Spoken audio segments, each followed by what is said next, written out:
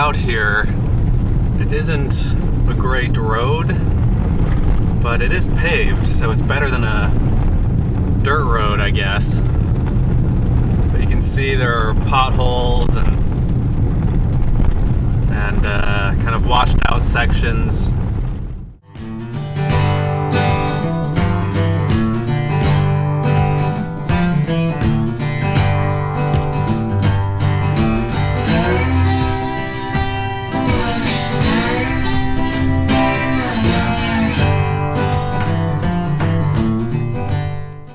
This is pretty cool. I think you could probably camp here. But I'm gonna keep going down this road. So I'm at this thing called the Devil's Nostril. And it's just a giant sinkhole. I don't want to get too close, obviously, but let me see if I can reach the camera down in there. Weird, huh?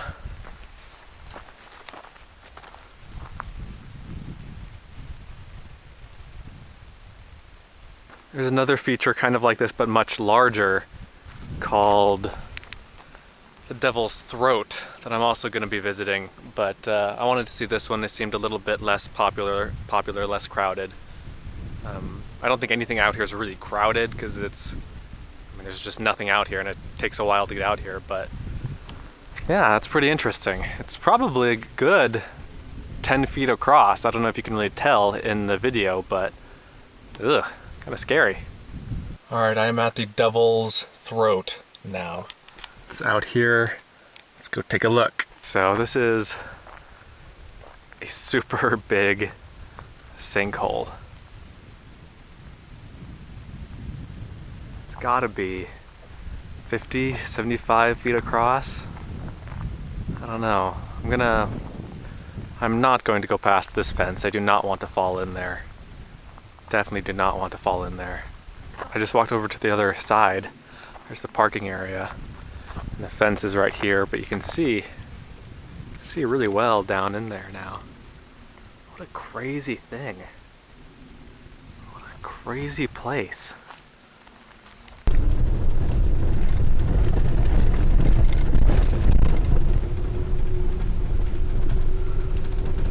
I think there should be some sand dunes up here. That's what I'm hoping. Hoping I'm in the right area.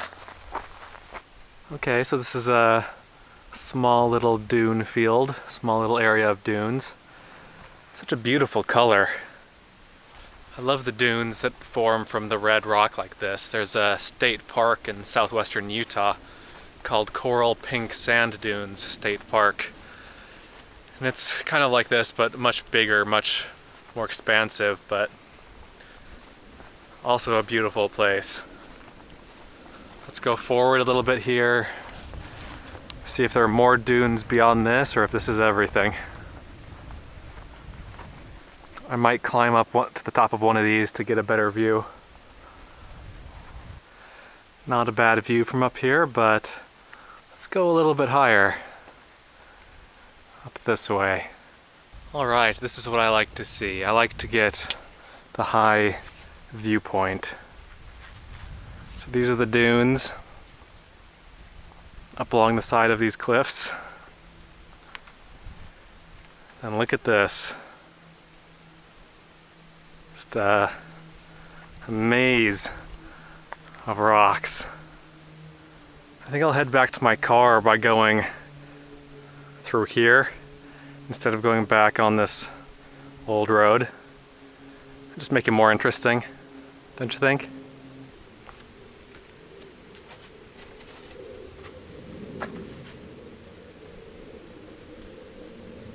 Stumbled across this little natural oasis here. An oasis in the desert. You know, in cartoons you see oases with palm trees and stuff, and sure enough, you've got a palm tree here, another one there. There's one growing down over here. Super cool. So I just went over and took a look at the oasis there, and I didn't see any running water, but it must just be under the surface. It is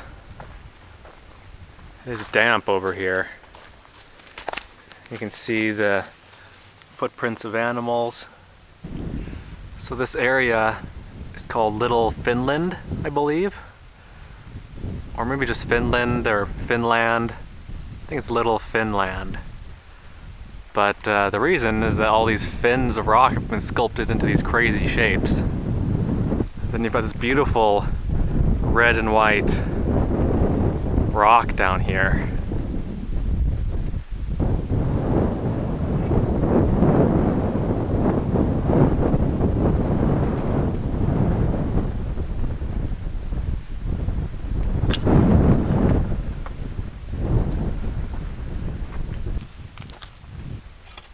This is so weird.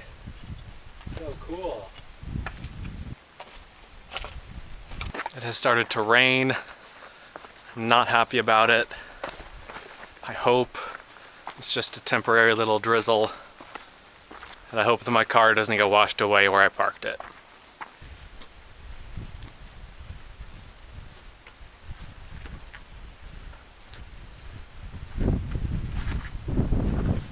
You know what? I'm calling it right now. In 30 years, this place will be a national park.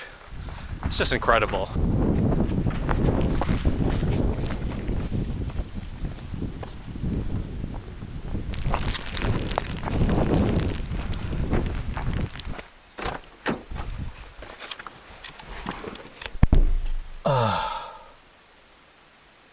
Okay, now I'm gonna drive I don't remember how many miles, back to the main dirt road so that I can get out of this dry stream bed. It's still raining a little bit, not as bad as it was before, but I want to get back on the main road.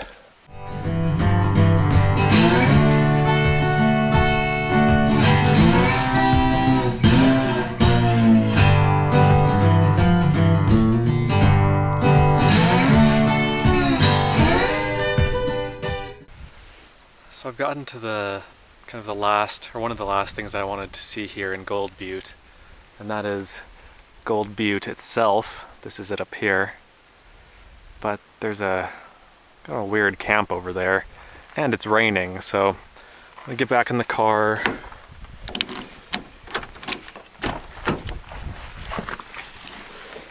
And I guess I'll go find a campsite somewhere nearby.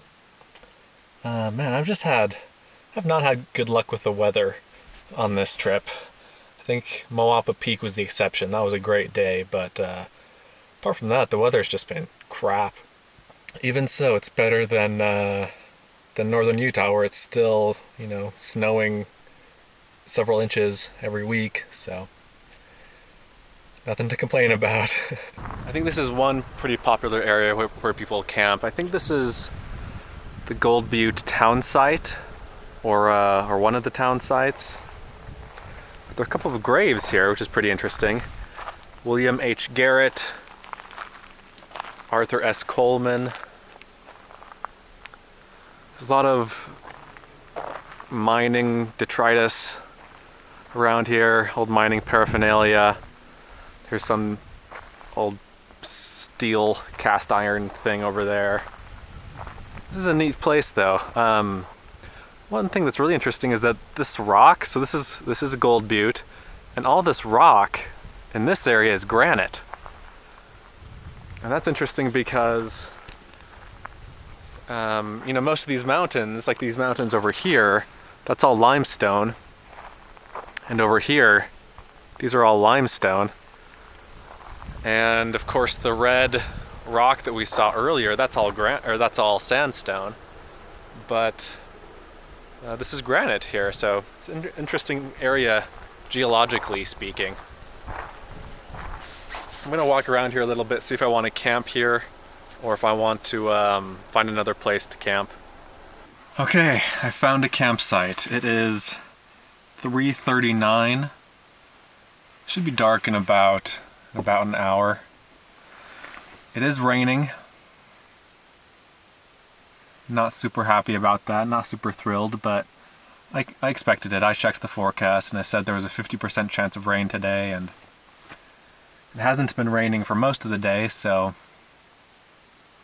you know, I guess if it's gonna rain, this is a good time for it to happen when I've finally found a campsite. But I'm camped in a really cool spot. I'll give you a tour once the rain has stopped. I don't really want to leave the car right now.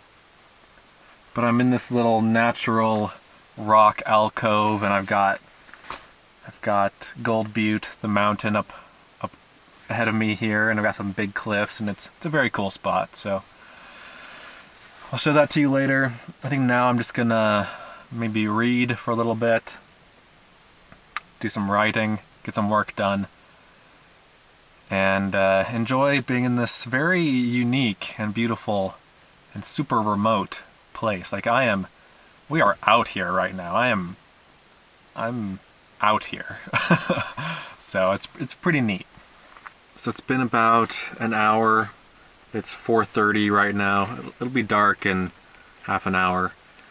And it's still raining, unfortunately. So what I think I'm gonna do is just stay in the car and make a little avocado sandwich. Probably here in the front seat because I'm already up here. And I can just reach back to grab my food bucket. You know, whenever I see weather like this, I just think to myself, it's probably keeping other people away, which is good, because I don't really like being around other people when I'm outdoors. I like having the place to myself, and so it's not such a bad thing. And I expect it'll all be blown over by morning at the latest. This has been a food staple of mine on this trip, just piece of bread, slices of avocado with salt and pepper sprinkled on top. It's surprisingly good.